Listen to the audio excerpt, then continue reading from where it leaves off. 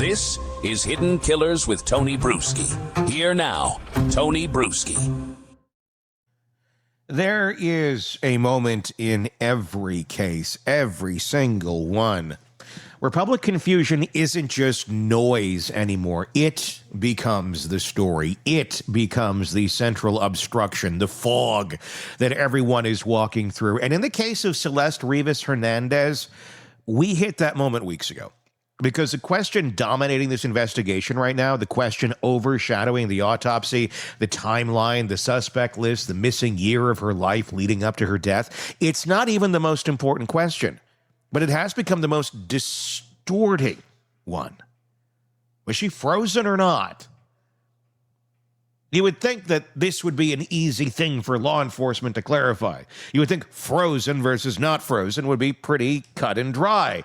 But as with everything else in this story, nothing is that simple. Not the reporting, not the silence, not the way this thing was handled, not the gaping void where official information should be, and not the absolutely maddening reality that after finding a decomposed, partially dismembered teenage girl in the frunk of a Tesla belonging to a chart-topping artist, there are still 0 arrests, 0 charges, and 0 accountability as of this recording. That is where we are.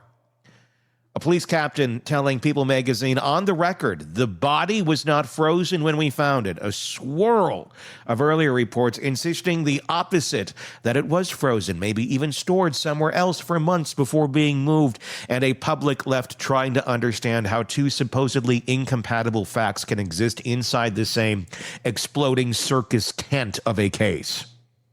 But here's the thing. They actually can coexist. They can both be true, depending on which specific question you're asking, when and how. And once you understand why, then the real story becomes obvious. It's not about the temperature of her remains. It's about the temperature of this investigation.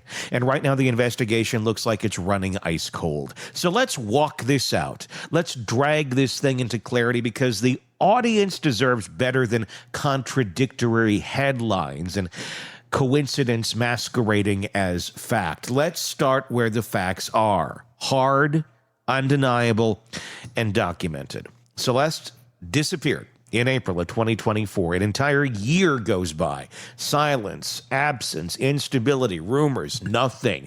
Then September 8th of 2025, her decomposed, partially dismembered remains allegedly are found inside a bag inside the front trunk of a Tesla registered to 19-year-old rising music star known as David, D4VD, found at a tow yard in Los Angeles after the car was impounded because of a ticket.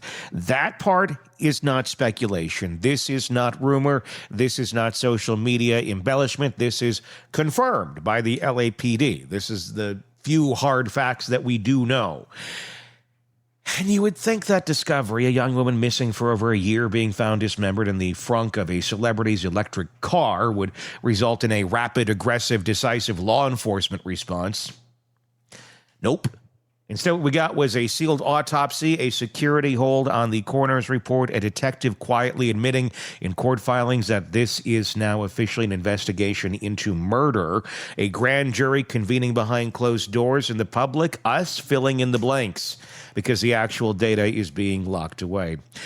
That vacuum is what gave birth to the frozen body narrative in the first place. A rumor metastasized into reality. Anonymous sources threw gasoline on it. Entertainment outlets ran with it because it sounded dramatic. A couple forensic commentators explained the possibility of freezing, and suddenly the entire internet decided it was a fact. And then weeks later, LAPD steps in and says, no, she wasn't frozen when we found her.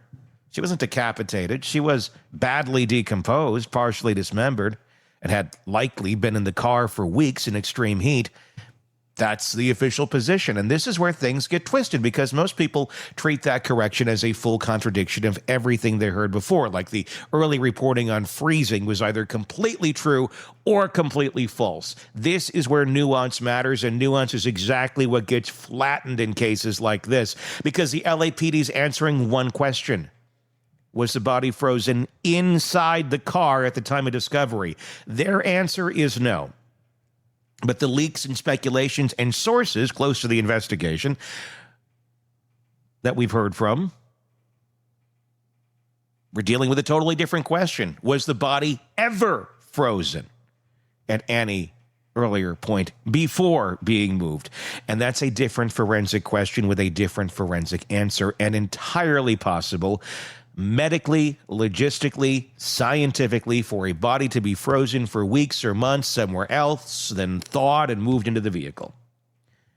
And if that body then sits in a hot, closed compartment for weeks, Southern California heat, sealed frunk, zero ventilation, it will decompose violently, rapidly, in a way that erases any clear sign that it was ever frozen.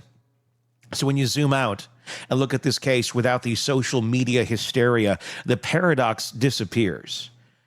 No, the body was not frozen when LAPD opened the trunk. But yes, investigators may still be exploring whether the remains were frozen earlier elsewhere for some period of time. And the reporters who broke that story, TMZ and such, who have said that this is what it was, they're still doubling down on it, saying, no, our sources are saying that she was frozen. Two different questions, two different answers. Neither necessarily cancels the other out. And now we get to the real problem. The public is stuck debating freezer physics while a young woman, her killers, all of them, one of them, whoever they are still uncharged. Let's dig into the why of that, because I don't know that the freezer logistics really make that huge of a difference in all of this. Because this part is both infuriating and unfortunately predictable. This is the part where the system shows its cracks, its caution, its bureaucratic paralysis. This is the part that insults common sense, the part where you stare at the facts and wonder how, in God's name, we aren't seeing handcuffs yet. Let's start with the simplest reason. Number one, cause of death is still not publicly known.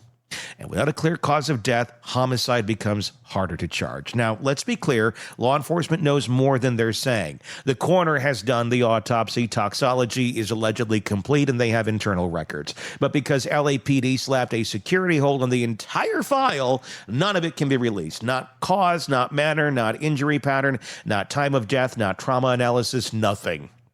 So the public sees dismemberment, bag, Tesla, missing girl, and they assume the motive and manner are obvious, but the legal standard is different. Prosecutors need to be able to point to something: strangulation, blunt force injury, stab wound, poisoning, something definitive, or they risk filing a homicide charge that falls apart at trial or worse before.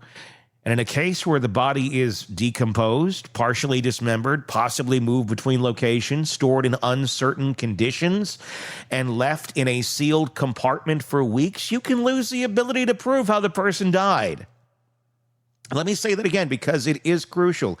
You can know a murder happened without being able to legally prove how it happened. And if prosecutors can't prove how, they can't prove who. And if they can't prove who, they can't make an arrest stick. That's problem number one. The second problem is even more maddening. The law isn't built for body-in-your-car cases. Under California law, if the only thing prosecutors can nail down is you had a dead body in your possession, that becomes a much lower level offense, potentially a misdemeanor, believe it or not, or a low-level felony, depending on the circumstances. Who knew? Meaning, the person responsible could end up with little to no jail time, and prosecutors are terrified of that outcome. So they're playing the long game, a slow game, a careful game. Better to indict once than arrest 3 times and lose game. The problem is, while they're playing that game, the public sees a dismembered teenager in a celebrity's car and wonders, the hell's everybody waiting for? Then we get to the third major obstacle. There may be multiple suspects, multiple locations, and multiple timelines at play here. This is not a clean, single-scene homicide. This is not a she died here at this time by this person. There are credible indicators based on reporting, property searches, and standard investigative reasoning to suggest Celeste may not have died at the Hollywood Hills property. Her remains may have been stored elsewhere before the Tesla. The freezer theory, whether true or not, implies a possible secondary location. More than one person may have helped with transport, concealment, or disposal. Different people may hold different pieces of the timeline. And when a body moves, your chain of evidence splinters. Responsibility splinters, charges splinter. Was one person responsible for her death? Another responsible for dismemberment? Another for moving the body? Another for helping dispose of the evidence? Or was it all the same person? We don't know. But neither do prosecutors. Not in a provable way yet publicly. And then we hit obstacle number 4. Digital forensics are a monster in this case. People hear Tesla telemetry and they think it's some kind of magic key. It's not. It's data. It's raw data, tons of it, logs, pings, GPS tracks, accelerator readings, door events, battery usage, Wi-Fi, auto connect points. The Tesla may contain the timeline, but someone has to reconstruct it. And to that, cell tower data, Google location history, tow yard records, license plate reader hits, possible surveillance footage, digital access logs from the Hollywood Hills property, anything tying Celeste to other locations. These are not simple plug-and-play revelations. They're mosaics. Pictures built from fragments. Every case involving a moved body takes months. This one involves a moved body, a sealed autopsy, contradictory reporting, and a high-profile figure who hired legal counsel immediately and clammed up. Which brings us to the 5th obstacle. Everyone involved got lawyers instantly. This is not a crime involving panicked amateurs. This is a crime orbiting a public figure with handlers, managers, advisors, friends, and associates who all know how to say, "Speak to my attorney." As soon as the Tesla was linked to the case, the clamps came down, no interviews, no voluntary statements, no clarity, and no answers. And that forces investigators into the slowest, most methodical reconstruction possible. Now, am I saying any of this is acceptable? No. Not even close. A teenage girl was found dismembered in a musician's car. Her autopsy is sealed. Police are correcting rumors instead of providing facts. The public is left piecing together a timeline that the system refuses to release. And the person or people responsible for Celeste's death are still out there. And I don't care how methodical prosecutors want to be. I don't care how complicated the timeline is. I don't care how many phones and cars and properties they're analyzing. There is no version of this case where this level of delay inspires confidence. But sometimes it is necessary. Because here's the truth. If law enforcement believed this was a simple body moved after death case, we would have already have arrests. There are California statutes for that. They're straightforward, they're chargeable, they're fast. The fact that we have none suggests prosecutors are reaching for something bigger. A homicide charge, a murder indictment, a conspiracy, multi-actor involved, multiple crime scenes, something more than just a disposal. The grand jury supports that. Grand juries are not convened for no reason. You don't bring witnesses into a sealed courtroom unless you're building a deliberate case. But that secrecy, the sealed autopsy, the detective's declarations, the closed-door questioning, has created a public environment where rumors outrun fact. In fact, it's lost under 100 different interpretations of what frozen even means. So let me pull this back to the core question. Why is there so much confusion about whether Celeste was frozen? Because law enforcement answered the wrong part of the question. They answered she was not frozen when we found her in the car. But the real question the public cares about is, was she stored somewhere else? Was she transported? Was she concealed before ending up in that frunk? And the police haven't answered that. They can't or won't. Which is why the narrative keeps breaking in two. One side thinks LAPD debunked the freezer story entirely. The other thinks LAPD is playing word games. And realistically, both interpretations make sense. Because LAPD didn't actually clarify anything beyond the moment of discovery. They didn't say she was never frozen. They said she was not frozen where they found her. Those are different statements. One is broad, one is narrow. One shuts down a theory, the other leaves the door cracked for an earlier storage scenario. And that's where we are. A case where nuance is treated like contradiction, where silence masquerades as caution, and where rumors thrive because facts are walled off.